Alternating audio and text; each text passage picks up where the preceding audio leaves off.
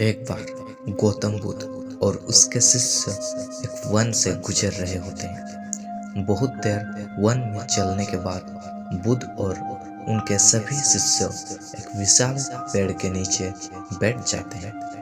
पेड़ के नीचे एक अलग ही शांति होती है। सभी लोग उस शांति को अनुभव कर रहे होते हैं। कोई भी एक शब्द नहीं बोलता, चुपचाप उस शांति को अनुभव कर रहे होते हैं। कुछ देर बीतने के बाद गौतम बुद्ध का एक शिष्य उठता है और बुद्ध से पूछता है, बुद्ध, मैं आपसे एक प्रश्न पूछना चाहता हूँ। बुद्ध कहते हैं, पूछो, क्या प्रश्न है तुम्हारा?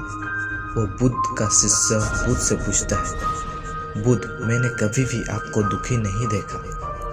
आपके चेहरे पर हर समय ही अलग मुस्कुराहट रहती है, हमें भीतर तक आनंद से भर देती है। आपके चेहरे पर अलग सी चमक है जो हमें दुख से कोसों दूर करती है। पर मैं यह जानना चाहता हूँ कि मेरे भिक्षु बनने से पहले मेरे जीवन में बहुत सारा दुख था, जिसके कारण मैं भिक्षु भी बन गया हूँ। पर मैं अभी तक नहीं जान पाया हूँ कि दुख है क्या। क्या आप मुझे बता सकते हैं कि वास्तव में दुख क्या है? बुद्ध मुस्कुराते हैं और अपने भिक्षु से कहते हैं, दुख एक विचार से ज्यादा कुछ नहीं है। सभी लोग सुनकर चौंकते हैं और बुद्ध से पूछते हैं, परंतु बुद्ध, विचार तो आते हैं और चले जाते हैं, पर दुख एक बार आ जाता है तो जाने का नाम ही नहीं लेता। बुद्ध कहते हैं, मैं तुम्हें एक छोटी सी घटना बताता हूँ। एक नगर में एक धनी सेठ रहता है। उसके पास एक वफादार नौकर होता है। वह सेठ अपने नौकर पर बहुत विश्वास करता है। वह सेठ अपने नौकर की कभी भी किसी बात के लिए कोई शक नहीं करता, क्योंकि उसका नौकर वास्तव में बहुत ही ईमानदार होता है। एक बार उस सेठ को किसी काम से बाहर जाना पड़ता है। 2-3 दिनों के बाद जब वह सेठ वापस लौटता है तो वह एक कीमती सामान लेकर आता है और अपने नौकर से कहता है, मालिक, मैं पूरा ध्यान रखूंगा, आप निश्चिंत रहें। अगले ही दिन वह नौकर पूरे घर की सफाई कर रहा होता है। सफाई करते करते वह सेठ की उस कीमती चीज के पास पहुंचता है और उसकी भी सफाई करने लगता है। सफाई करते वक्त वह कीमती चीज उस नौकर के हाथ से फिसल जाती है और नीचे गिर जाती है। सेठ को यह बात पता चलती है और वह नौकर के पास आता है और नौकर को खूब डांटता धमकाता है, पर ना तो वह उस नौकर को नौकरी से निकाल सकता है और ना ही उसे पीट सकता है, क्योंकि वह उसका बहुत ही वफादार और पुराना नौकर है। इसलिए वह डांट धमका कर ही उसे छोड़ देता है। सेठ अपने उस कीमती चीज के बारे में सोच सोच कर बहुत दुखी हो जाता है। रात होती है और सेठ अपने कमरे में लेट जाता है। सेठ को नींद नहीं आ रही होती है और वो बहुत बेचैन होता है। बेचैनी के कारण सेठ अपने कमरे से बाहर निकलता है और देखता है कि उसका नौकर निश्चित के साथ खर्राटे लेकर सो रहा होता है।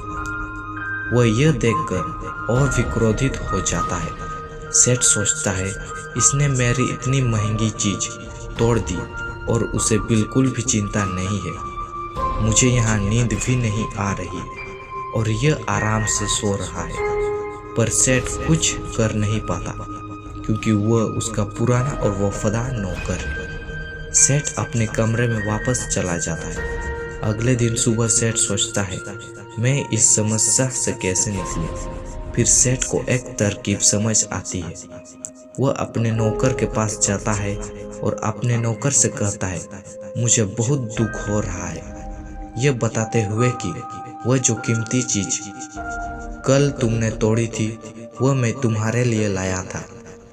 मैं चाहता था कि मैं उसे तुम्हें उपहार में दूं, परंतु अब क्या कर सकते हैं, अब तो वह टूट गई है। सेठ की बात सुनकर नौकर को धक्का लगा। नौकर सोचता है, अरे यह तो बहुत बड़ी गलती हो गई। वे इतनी महंगी और कीमती चीज मेरे लिए थी और वह मुझसे ही टूट गई। फिर क्या, उस नौकर के मन में बेचैनी पैदा हो जाती है, दुख पैदा हो जाती है। रात होती है और सेठ आराम से सोता है और वहाँ नौकर बेचैन रहता है। उसे नींद नहीं आती। क्यों नींद नहीं आती? क्योंकि अब उस नौकर ने उस सेठ की उस कीमती चीज को अपने आप से जोड़ लिया, इसलिए वह दुखी हो रहा है। पहले उस नौकर के मन में यह विचार नहीं था कि वह कीमती चीज मेरी है, पर अब उसके मन में यह विचार है कि अगर वह कीमती चीज ना टूटती तो वह मेरी होती। बुद्ध कहते हैं, दुख केवल एक विचार है। और यह विचार कैसे उत्पन्न हुआ? अपने आप को किसी चीज से जोड़ने से। हम जिस भी चीज को अपने आप से जोड़ लेते हैं, उसे पकड़ने की कोशिश करते हैं, वह चीज हमें दुख देती है। क्योंकि वास्तविकता तो यही है कि कोई भी चीज हमसे जुड़ नहीं सकती। हर चीज आपके पास है, आपकी है, पर कुछ समय के लिए, कुछ समय के बाद वह आपसे दूर हो जाएगी। उस दूर होने की घटना को स्वीकार करें और आगे बढ़ें।